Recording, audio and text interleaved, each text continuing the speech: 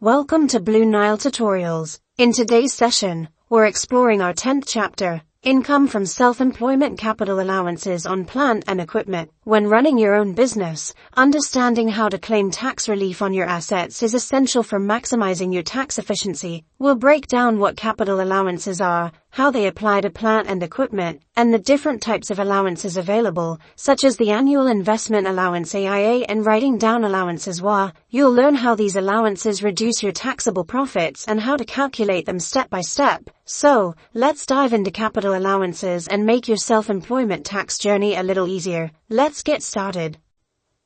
Welcome to this video on income from self-employment, capital allowances on plant and equipment.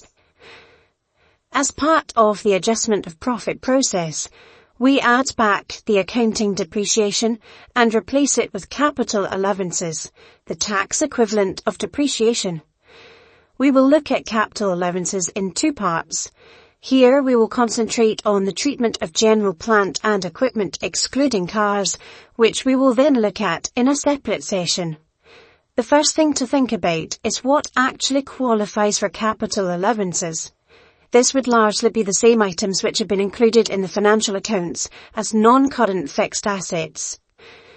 So it would include things like furniture, machinery, equipment, as well as vehicles used in the business. One key rule is that buildings do not qualify for any allowance, but there are some components of the cost of a building which may qualify under the name of integral features. These would be items like lifts, cold water and heating systems. These are the sort of items which you would be happy to treat as machinery if they were purchased in isolation, but instead they form an integral part of the building. There are some other items which qualify for capital allowances even though in their everyday meaning they're not machinery of any type. Sometimes this is as a result of a past legal case such as the case of Thistle Hotels, who argued that the purchase of antiques and artwork to decorate their hotels should qualify for capital allowances. Ordinarily these items would not be machinery, and we would not expect to be able to claim capital allowances. But the judge in this case agreed that as these items performed a function for the business, they could be included in the capital allowance claim. As part of your home studies, you should look into more of these kind of cases where specific items have been deemed to qualify for capital allowances. On the basis that we're not dealing with an unusual situation, we can carry on from here to think about how allowances can be claimed on the purchase of items other than cars. Assets are classified in a different way for tax purposes compared to how we classify them in the financial accounts. For tax, we group them based on what allowances are available for them. So with normal plant and equipment, ignoring cars for now, we would be looking to classify assets as belonging to either a main or general pool or a special rate pool. The special rate pool is made up of three possible things. Those integral features we mentioned earlier, long life assets where more than £100,000 has been spent per annum, and also high CO2 emission cars, which we'll consider in a separate session. Long life assets are those that have an expected useful life from when it was very first brought into use of more than 25 years. Aircraft would be an example of a long life asset. The reason it's referred to as a special rate pool is that the annual allowance, called a Writing Down Allowance or WDA, on these items is given at a special, reduced rate of 8% per annum. However, for items purchased during the period, there is another allowance which can be claimed on this pool, called the Annual Investment Allowance EIA, which we will consider further in a moment. The main or general pool is the default place to put items that don't need to be classified anywhere else. So there'll be a mixture of lots of different types of asset here, such as vans, machinery, computers, furniture, etc. The WDA on this pool is given at a rate of 18% per annum. But again, additions to this group qualify for the EIA. The annual allowance is set by the Finance Act and is currently set at £200,000 per annum. It's a limit which allows expenditure of up to that amount to be claimed in full against profits. So if a business buys a new machine in the year for £80,000, the whole of that £80,000 cost is set against the profit for the year. As we said earlier, this allowance is available for any items being purchased apart from cars. So there may be some integral features which would go into the special rate pool and some normal machinery which would go into the main pool, which would all qualify for the allowance. In most cases, the business is likely to have spent less than £200,000 and so be able to claim the full cost of all the assets. But it is possible that larger businesses will spend more than £200,000.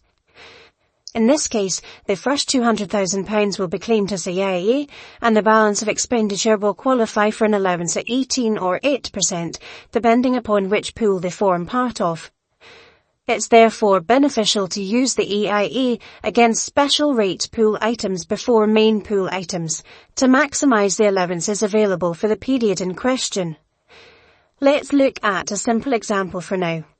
Darren had a tax written down value on his main pool at the 1st of April 2018 of £30,000 and purchased equipment during the year ended the 31st of March 2019 for £100,000.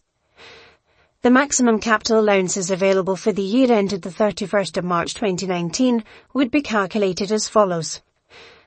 BEIA qualifying expenditure in the year of £100,000.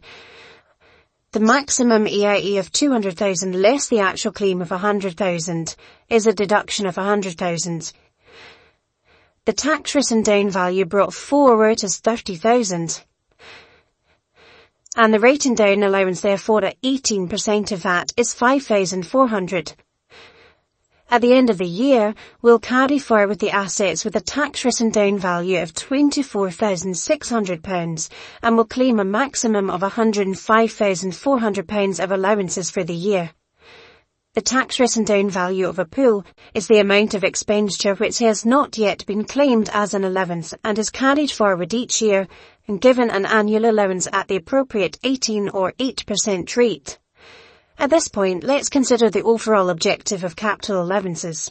If a business buys an item for £50,000 which it uses for 10 years and then sells for £5,000, the true cost of using that item over the 10 years is £45,000, being £50,000 less £5,000.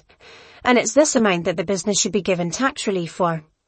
So if there were no EIA available, in year 1 we would claim 18% of £50,000, so £9,000, and carry forward the difference of £41,000.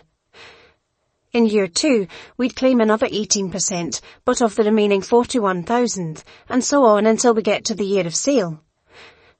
When a business sells items, we take account of the lower of the original cost and sales proceeds to see whether any further allowance is available, or if too many allowances have been given to date.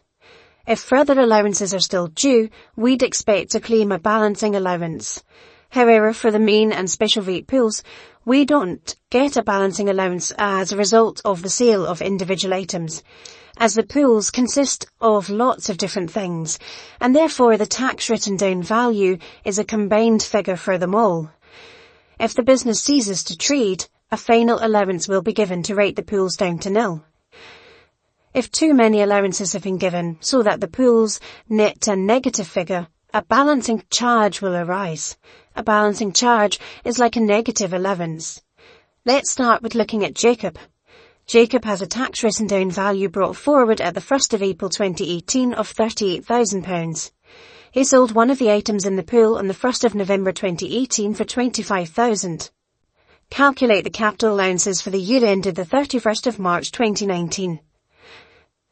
The calculation would be the tax written down value brought forward of £38,000 less the disposal of £25,000, giving £13,000.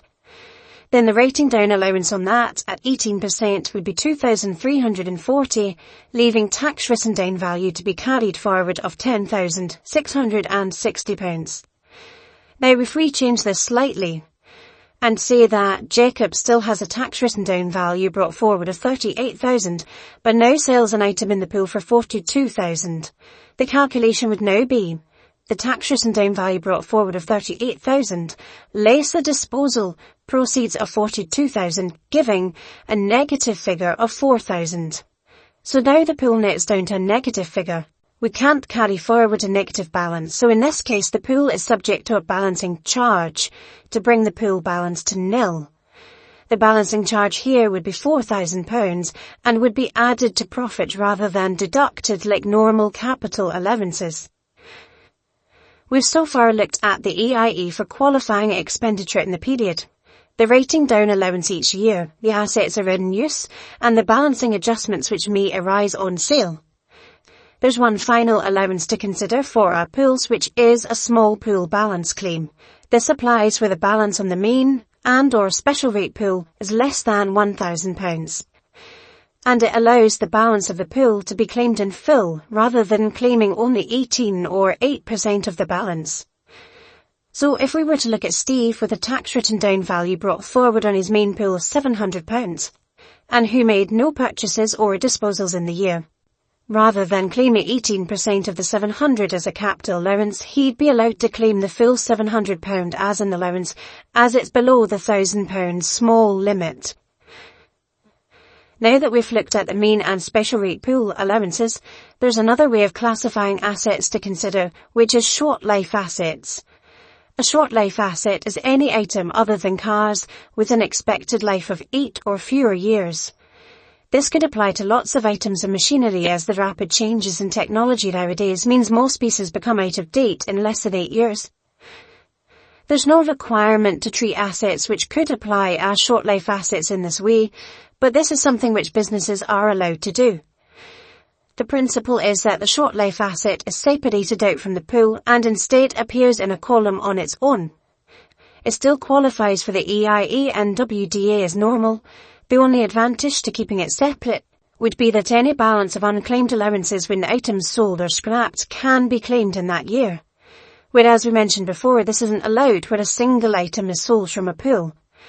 However, as the EIE is set so high, in most cases the full cost of the item is claimed in the year of purchase, such that there are no further possible allowances. For this reason, short life assets are less relevant under current tax legislation than the other classifications and rules. This leaves one final point to consider. So far, the examples have all been based on a financial accounting period which is 12 months long, but actually it's possible for accounts to be prepared for a period of less or indeed more than 12 months. We still prepare a calculation for the time covered by the financial accounts, but certain of the allowances will need to be time apportioned to match the length of the accounting period. The allowances which are adjusted are the EIE and WDA, but not the balancing adjustments. One final example. Rita prepares accounts for the 6 months to the 31st of December 2018.